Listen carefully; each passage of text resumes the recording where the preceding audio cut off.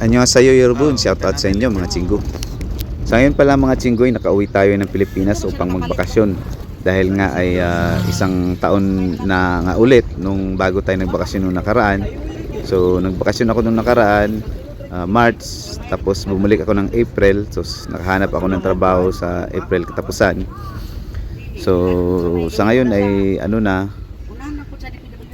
May. So nagbabakasyon tayo para naman ma-refresh natin yung yung isipan, no, para naman yung mental health natin hindi talaga masubsob sa puro trabaho na lang, puro ipon. At sa ngayon ay napagpasyahan kong bumili ng lupa na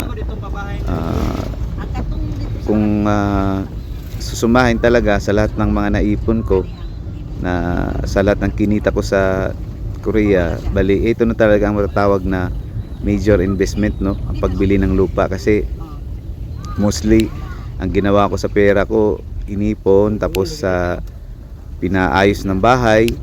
So kahit papaano yung bahay namin ayos na, at saka bili ng mga gamit na dati hindi natin nabibili, no, nung dito tayo sa Pilipinas nagtatrabaho. Tapos yung pasyal, yung kain sa labas, mostly yun lang talaga yung nagagawa ko nung nakaraan, no. Tapos tumulong ng konti sa aking mga kapatid para sa kanilang pinansyal. So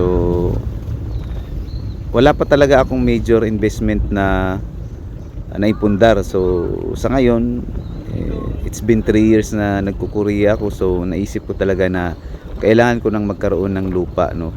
Wala naman talagang ibang magandang investment na pwede nating gawin, no, sa Pilipinas, either negosyo, ipon, or lupa.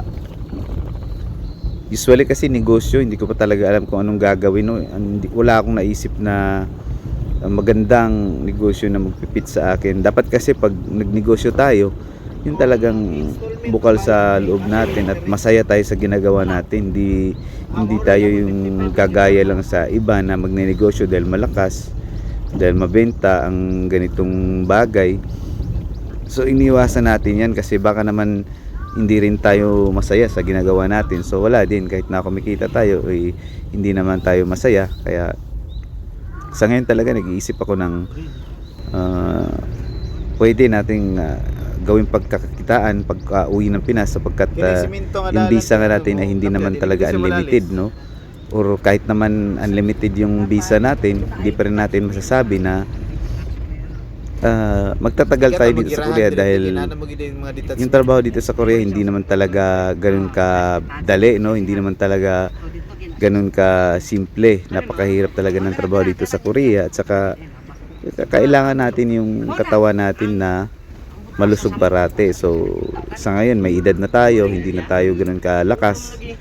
So maaaring darating din ang panahon na kahit na pwede pa tayong mag-extend, no, ng ating visa kagaya ng sincere, pero hindi na talaga natin pwedeng gawin dahil nga kung katawan na talaga yung susuko, kung hindi na talaga kaya, kung hindi na siya healthy, hindi na siya nakakatulong sa mental health, pati sa physical, hindi na masaya. Kailangan talaga nating umuwi. Kaya naisip ko ang idea na ito, makapagpundar ng lupa para naman pagdating ng panahon ay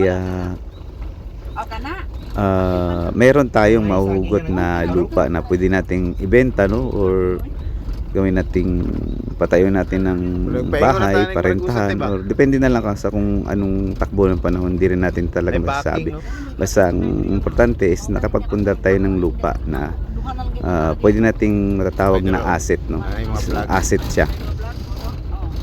Iba kasi talaga yung asset sa liabilities. Kung may sasakyan tayo, bibili tayo ng sasakyan or gamit, TV, cellphone, hindi po talaga siya matatawag na asset. Matatawag siyang liabilities dahil pag nasira yung sasakyan, nasira yung cellphone, kailangan mo talagang ipaayos. So gagastos ka doon.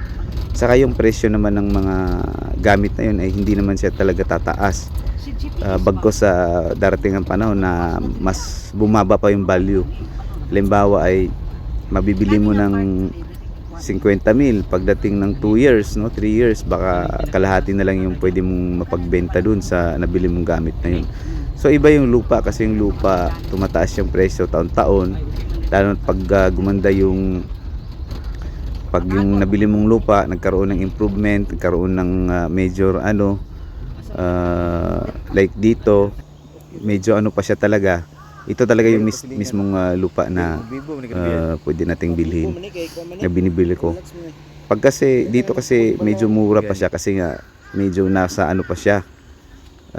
Wala pa masyadong tao, wala pang development mismo yung lugar. Pero pag nagkaroon ng major development, yung lugar nagkaroon ng mga either factory or magkaroon ng trabaho na malapit dito, paaralan or whatever na pwedeng makapag-improve sa lugar, ito naman talagang lugar na to ay magmamahal na yung presyo na halimbawa sa pagbili mo nito 50,000, darating ang araw na pag ito'y nag-improve ang lugar na to at nagkaroon ng breakthrough na development, ay magta times 2 or times 3 ang kanyang presyo, no? So tutubo ka ng times 2 or times 3, depende na lang talaga. Kasi hindi naman talaga bumababa yung lupa. Nagmamahal siya taon-taon. So ito yung pinapakita ng agent na kakilala ko na ito yung mga pwedeng bakanting lupa na pwede pang bilhin. So actually nasa mga 100 to 200 square meter. Nakasubdivide kasi yung mga lupang ito. So dito sa lugar na to nakabili ako ng dalawang lupa, which is 100 square meter at saka 200 square meter. So bali dalawang lupa siya, no. Dalawang lots, magkaiba yung ano nila, lugar. Hindi siya magkatabi kasi ito ngayon nakasubdivide. So yung available na napili ko is yung 100 square meter at 200 square meter. Hindi ko na sasabihin yung presyo ng lupa kasi para naman hindi masyadong baka kasi iba yung yung dating, no, pag nagbanggit tayo ng pera, ng presyo. So sa akin na lang talaga is yung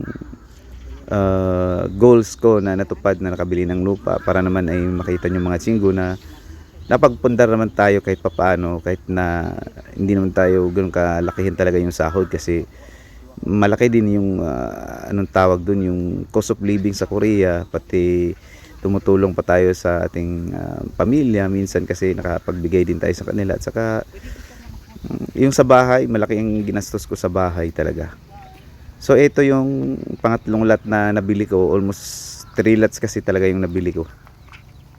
Ito naman yung lots na ibang lugar naman, nakabili ako ng 100 square meter dito para man talaga pagdating ng panahon ay meron tayong alas na makukuha. Kung sa Baraha pa ay meron tayong alas or meron tayong investment, meron tayong asset, meron tayong hindi lang pera, no, properties na pwede nating ibenta. So dito nakakuha ako ng